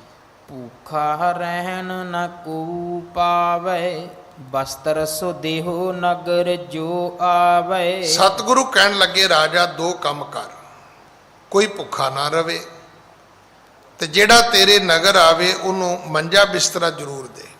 ਅਤਿਥੀ ਆਵੇ ਤੇ ਉਹਦੇ ਰਹਿਣ ਵਾਸਤੇ ਥਾਂ ਜ਼ਰੂਰ ਹੋਣੀ ਚਾਹੀਦੀ ਹੈ। ਹਾਂਜੀ। ਅੱਜ ਕੀ ਪਰ ਵਰਸ ਕਰੀਜੈ, ਕਲ ਮਲ ਕਰਨੇ ਸਭ ਤਜ ਦੀਜੈ। ਇਸ ਨੂੰ ਆਪਣੇ ਘਰ ਤੇ ਵੀ ਲਾਗੂ ਕਰਿਓ। ਜਿਹੇ ਘਰ ਸਾਧਨਾ ਸੇਵੀ ਹੈ, ਹਰ ਕੀ ਪੂਜਾ ਨਾਹੇ, ਤੇ ਕਰ ਮਰਹਟ ਸਾਰ ਕੇ ਭੂਤ ਵਸੈ ਤਿੰਨ ਮਾਹੇ। ਇਹਦੇ ਅਰਥ ਕਰੋਗੇ ਤੇ ਬੜੇ ਬੜੇ ਮਤਲਬ ਸਾਨੂੰ ਆਪਣੇ ਆਪ ਨੂੰ ਝੰਜੋੜਨਗੇ। ਸਤਿਗੁਰੂ ਕਹਿੰਦੇ ਤੁਸੀਂ ਘਰਾਂ 'ਚ ਬੰਦੇ ਨਹੀਂ ਹੋ, ਭੂਤ ਰਹਿੰਦੇ ਹੋ। ਤੁਹਾਡੇ ਘਰ ਜਿਹੜੇ ਨੇ ਇਹ ਕੋਠੀਆਂ ਨਹੀਂ, ਇਹ ਸ਼ਮਸ਼ਾਨ ਘਾਟ ਹੈ। ਹੁਣ ਸ਼ਮਸ਼ਾਨ ਘਾਟ 'ਚ ਕੀ ਹੁੰਦਾ ਹੈ ਜੀ? ਜਦੋਂ ਤੁਸੀਂ ਸ਼ਮਸ਼ਾਨ ਘਾਟ ਜਾਂਦੇ ਹੋ, ਉੱਥੇ ਕੋਈ ਮੰਜਾ ਬਿਸਤਰਾ ਹੁੰਦਾ, ਕੋਈ ਚਾਹ ਪਾਣੀ ਹੁੰਦਾ, ਕੋਈ ਉੱਥੇ ਤੁਹਾਨੂੰ ਵੈਲਕਮ ਕਰਦਾ, ਕੋਈ ਉੱਥੇ ਤੁਹਾਨੂੰ ਖਿੜੇ ਮੱਥੇ ਮਿਲਦਾ। ਜਿਸ ਘਰ ਦੇ ਵਿੱਚ ਰੱਬ ਦੀ ਬੰਦਗੀ ਨਹੀਂ, ਜਿਸ ਘਰ ਵਿੱਚ ਪ੍ਰਭੂ ਪਿਆਰਿਆਂ ਦਾ ਸਨਮਾਨ ਨਹੀਂ, ਉਹ ਘਰ ਸ਼ਮਸ਼ਾਨ ਘਾਟ ਤੋਂ ਵੱਧ ਕੁਛ ਨਹੀਂ ਹੈਗੇ। ਬੜੇ ਕੌੜੇ ਅਰਥ ਨੇ ਇਹਦੇ। ਮਤ ਸੋਚਣਾ ਵੀ ਮੇਰੇ ਘਰ 'ਚ ਏਡਾ ਵੱਡਾ ਟੀਵੀ ਹੈ ਜੀ, ਏਡੇ ਵੱਡੇ ਸੋਫੇ ਨੇ, ਸਤਿਗੁਰੂ ਦੀ ਬਾਣੀ ਦੇ ਅਨੁਸਾਰ ਸਮਾਨ ਨਾਲ ਕੋਈ ਫਰਕ ਨਹੀਂ ਪੈਂਦਾ। ਕੀ ਫਰਕ ਪੈਂਦਾ? ਕੋਈ ਫਰਕ ਨਹੀਂ ਪੈਂਦਾ। ਪਰ ਉਸ ਘਰ ਦੀ ਸੰਗਿਆ ਸ਼ਮਸ਼ਾਨ ਘਾਟ ਤੋਂ ਵੱਧ ਕੁਝ ਵੀ ਨਹੀਂ ਹੈ। ਉਸ ਘਰ ਦੀ ਸੰਗਿਆ, ਉਸ ਘਰ ਦੇ ਵਿੱਚ ਰਹਿਣ ਵਾਲੇ ਜੀਵ, ਤੁਸੀਂ ਲੱਖ ਉਹਨੂੰ ਕਹੀ ਜਾਓ ਜੀ ਇਹ ਮੇਰੇ ਮੌਮ ਹੈ ਜੀ, ਡੈਡ ਹੈ ਜੀ, ਇਹ ਸਾਡੇ ਬੇਬੀ ਨੇ ਜੀ। ਸਤਿਗੁਰੂ ਕਹਿੰਦੇ ਭੂਤ ਪ੍ਰੇਤ ਹੀ ਨੇ। ਭੂਤ ਵਸੈ ਤਿੰਨ ਮਾਹੇ। ਇਹ ਸ਼ਲੋਕ ਹੈ ਭਗਤ ਜੀ ਦਾ, ਲਿਖਣਾ ਤੇ ਆਪਣੇ ਕੋਲ ਲਿਖ ਵੀ ਲਿਓ ਜੀ। ਹਾਂਜੀ। ਮਾਨ ਬਚਨ ਕੀਨੋ ਸੋ ਕਾਮੂ, ਸਿਮਰਨ ਕਰਨ ਲੱਗਾ ਸਤਨਾਮੂ। ਉਸ ਰਾਜੇ ਲਾਜ ਬਰਦ ਨੇ ਗੁਰੂ ਜੀ ਦੇ ਬਚਨ ਮੰਨੇ। ਜੋ ਗੁਰੂ ਜੀ ਨੇ ਕਿਹਾ, ਜੋ ਗੁਰ ਕਹੈ ਸੋਈ ਭਲ ਮਾਨੋ, ਹਰ ਹਰ ਕਥਾ ਨਰਾਲੀ। ਜੀਵਨ ਦੀ ਕਥਾ ਹੀ ਵੱਖਰੀ ਹੋ ਜਾਏਗੀ। ਉਹਨੇ ਗੁਰੂ ਜੀ ਦੇ ਬਚਨ ਮੰਨੇ, ਜੋ ਗੁਰੂ ਜੀ ਨੇ ਕਿਹਾ ਉਸਨੇ ਕਮਾਉਣਾ ਸ਼ੁਰੂ ਕਰ ਦਿੱਤਾ। ਹਾਂਜੀ। ਪੀਰ ਕਰਿਓ ਸ਼੍ਰੀ ਨਾਨਕ ਤਾਹੀ, ਭਇਓ ਮੁਰੀਦ ਸੇਵ ਚਿਤ ਚਾਹੀ। ਉਹਨੇ ਗੁਰੂ ਨਾਨਕ ਸਾਹਿਬ ਨੂੰ ਹੀ ਆਪਣਾ ਪੀਰ ਮੰਨ ਲਿਆ। ਹੁਣ ਉਹ ਗੁਰੂ ਨਾਨਕ ਸਾਹਿਬ ਨੂੰ ਆਪਣਾ ਮੰਨਦਾ ਹੈ, ਗੁਰੂ ਸਾਹਿਬ ਦਾ ਹੀ ਸੇਵਕ ਬਣ ਗਿਆ। ਭਇਓ ਮੁਰੀਦ, ਆਪ ਮੁਰੀਦ ਬਣ ਗਿਆ। ਗੁਰੂ ਜੀ ਨੂੰ ਉਸਨੇ ਆਪਣਾ ਮੁਰਸ਼ਿਦ ਮੰਨ ਲਿਆ। ਹਾਂਜੀ। ਕੇਤਕ ਦਿਵਸ ਬਸੇ ਤੇਹ ਪੁਰ ਮੈਂ, ਪਸਰਿਓ ਸੁਜਸ ਸਰਬ ਘਰ ਘਰ ਮੈਂ। ਕੁਛ ਦਿਨ ਸਤਿਗੁਰੂ ਜੀ ਉੱਥੇ ਰਹੇ। ਘਰ ਘਰ ਵਿੱਚ ਗੁਰੂ ਨਾਨਕ ਸਾਹਿਬ ਜੀ ਦੀ ਮਹਿਮਾ ਹੈ। ਘਰ ਘਰ ਬਾਬਾ ਗਾਵੀ ਹੈ, ਵੱਜਨ ਢੋਲ ਮਰਦੰਗ ਰਬਾਬਾ।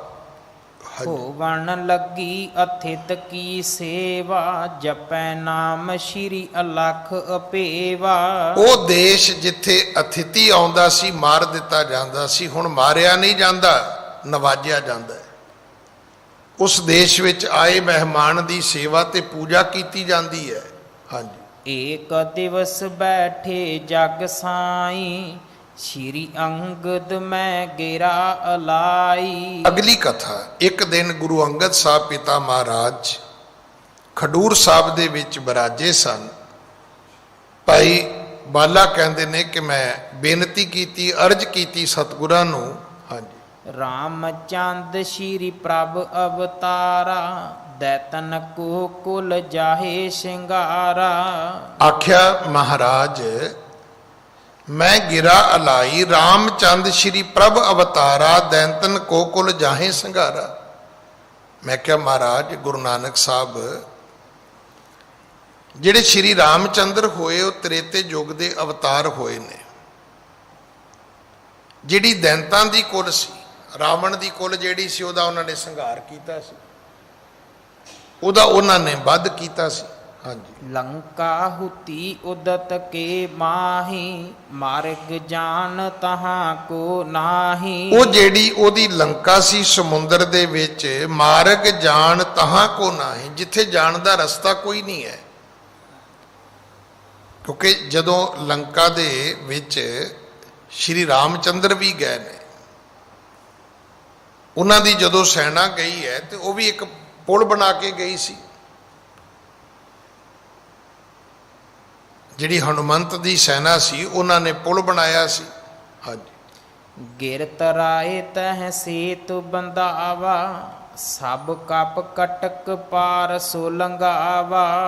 ਤਰਾਏ ਤਾਹੇ ਸੇਤ ਮੰਦਾਵਾ। ਗਿਰ, ਗਿਰ ਕਹਿੰਦੇ ਨੇ ਪਹਾੜ ਨੂੰ, ਪੱਥਰਾਂ ਨੂੰ।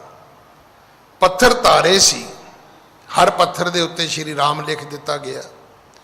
ਸਭ ਕੱਪ ਕਟਕ ਪਾਰ ਸੋ ਲੰਘਾਵਾ। ਕੱਪ ਕਹਿੰਦੇ ਨੇ ਬਾਂਦਰ ਨੂੰ। ਤੇ ਇਦਾਂ ਬਾਂਦਰਾਂ ਦੀ ਸੈਨਾ ਜਿਹੜੀ ਸੀ ਉਹਨੇ ਸਮੁੰਦਰ ਪਾਰ ਕੀਤਾ ਸੀ। ਹਾਂਜੀ। ਹੈ ਅਵਲੋਕਨ ਲਾਲ ਸਮੋਹੀ, ਕਿਰਪਾ ਧਾਰ ਦਿਖ ਰਾਵੋ ਉਹੀ। ਕਹਿੰਦੇ ਮੈਂ ਗੁਰੂ ਨਾਨਕ ਸਾਹਿਬ ਨੂੰ ਬੇਨਤੀ ਕੀਤੀ ਵੀ ਮਹਾਰਾਜ ਇੱਕ ਵਾਰੀ ਕਰੋ ਕਿਰਪਾ, ਉਹ ਵਿਖਾਓ ਤਾਂ ਸਹੀ ਵੀ ਪੁਲ ਕਿੱਥੇ, ਕਿੱਦਾਂ ਬਣਿਆ, ਉਹ ਲੰਕਾ ਕਿੱਥੇ ਹੈ, ਉਹ ਦੇਸ਼ ਕਿਹੜਾ ਹੈ। ਹਾਂਜੀ। ਸੁਣ ਕਹਿ ਬੋਲੇ ਪਰਮ ਕਿਰਪਾਲਾ, ਤੁਮਰਾ ਕਹਿਓ ਕਰੋ ਹਉ ਬਾਲਾ। ਸਤਿਗੁਰੂ ਪਿਤਾ ਕਹਿਣ ਲੱਗੇ ਚੰਗਾ ਭਾਈ, ਜੇ ਤੁਹਾਡੀ ਇੱਛਾ ਹੈ ਤੇ ਆਪਾਂ ਉੱਥੇ ਚੱਲਦੇ ਹਾਂ। ਹਾਂਜੀ। ਵਿਦਾ ਭਏ ਤਿਨ ਤੇ ਬਰਿਆਈ ਤਤ ਛਿਨ ਗਮਨ ਕੀਨ ਗਤ ਦਾਈ। ਤਦੋਂ ਫਿਰ ਸਤਿਗੁਰੂ ਜੀ ਉਥੋਂ ਵਾਸਤੇ ਵਿਦਾ ਹੋਏ ਨੇ। ਤਤਸ਼ਿਨ ਗਮਨ ਕੀਨ, ਜਲਦੀ ਦੇ ਨਾਲ ਉਸ ਪਾਸੇ ਨੂੰ ਸਤਿਗੁਰੂ ਜੀ ਨੇ ਪ੍ਰਸਥਾਨ ਕੀਤਾ, ਚੱਲਣਾ ਕੀਤਾ। ਹਾਂਜੀ। ਤੂਰਨ ਪਹੁੰਚੇ ਸਾਗਰ ਤੀਰੰ ਬੈਠ ਗਏ ਤਹ ਗੁਣੀ ਗਹੀਰੰ। ਸਮੁੰਦਰ ਦੇ ਕੰਢੇ ਸਤਿਗੁਰੂ ਪਹੁੰਚ ਕੇ ਜਦੋਂ ਉੱਥੇ ਬੈਠ ਗਏ ਨੇ, ਉੱਥੇ ਸਤਿਗੁਰੂ ਜੀ ਨੇ ਆਪਣਾ ਆਸਣ ਕੀਤਾ ਹੈ। ਹਾਂਜੀ। ਜਹ ਰਘੁਬੀਰ ਸੇਤ ਬੰਦਵਾਇਓ ਏਕ ਲਿੰਗ ਸ਼ਿਵ ਤਹਾਂ ਸੁਹਾਇਓ। ਜਿੱਥੇ ਰਘੁਬੀਰ ਨੇ ਪੁਲ ਬਣਵਾਇਆ ਸੀ, ਉੱਥੇ ਇੱਕ ਸ਼ਿਵਲਿੰਗ, ਇੱਕ ਪੱਥਰ ਜਿਹੜਾ ਸੀ ਉਹ ਅਜੇ ਵੀ ਪਿਆ ਸੀਗਾ। ਕਹਿੰਦੇ ਫਿਰ ਮੈਂ ਪੁੱਛਿਆ ਵੀ ਮਹਾਰਾਜ ਇਹਦਾ ਕੀ ਇਤਿਹਾਸ ਹੈ, ਇਹ ਕੀ ਹੈ, ਕਿਉਂ ਹੈ, ਜਾਂ ਇਹਦਾ ਇਤਿਹਾਸ, ਇਹਦਾ ਪਿਛੋਕੜ ਕੀ ਹੈ। ਹਾਂਜੀ। ਤਿਹ ਬਿਲੋਕ ਬੋਲਿਓ ਮਰਦਾਨਾ ਕਿਸ ਪ੍ਰਕਾਰ ਸ਼ਿਵਲਿੰਗ ਸਥਾਨਾ। ਭਾਈ ਮਰਦਾਨਾ ਜੀ ਨੇ ਵੀ ਪੁੱਛਿਆ ਵੀ ਮਹਾਰਾਜ ਇਹ ਕਿਵੇਂ ਸਥਾਪਿਤ ਹੋਇਆ, ਇਹ ਕਿਵੇਂ ਬਣਿਆ। ਇਹ ਕਥਾ ਸੀ ਇੱਕ ਪਿੱਛੇ ਵੀ ਇੱਕ ਸਾਖੀ ਦੇ ਵਿੱਚ ਆਪਾਂ ਸੁਣੀ ਸੀ ਇਹ। ਹਾਂਜੀ। ਕਿਹ ਨਹਿ ਇਹ ਅਸਥਾਪਨ ਕੀਨੋ ਮਹਾ ਮਹਾਤਮ ਪੂਜਨ ਦੀਨੋ। ਇਹ ਜਿਹੜਾ ਪੱਥਰ ਹੈ ਸਥਾਪਿਤ ਕਿਵੇਂ ਹੋਇਆ, ਇਹਦੀ ਪੂਜਾ ਮਾਨਤਾ ਕਿਵੇਂ ਸ਼ੁਰੂ ਹੋਈ। ਅੱਜ ਸਮਾਂ ਸਮਾਪਤ ਹੈ। ਸਤਿਗੁਰੂ ਕਿਰਪਾ ਕਰਨ ਅਗਲੀ ਕਥਾ ਆਪਾਂ ਕੱਲ ਗੁਰੂ ਕੀ ਗੋਦ ਵਿੱਚ ਬੈਠ ਕੇ ਸੁਣੀਏ। ਭੁੱਲਾਂ ਬਖਸ਼ੋ ਜੀ, ਫਤਿਹ ਬੁਲਾਓ। ਵਾਹਿਗੁਰੂ ਜੀ ਕਾ ਖਾਲਸਾ, ਵਾਹਿਗੁਰੂ ਜੀ ਕੀ ਫਤਿਹ।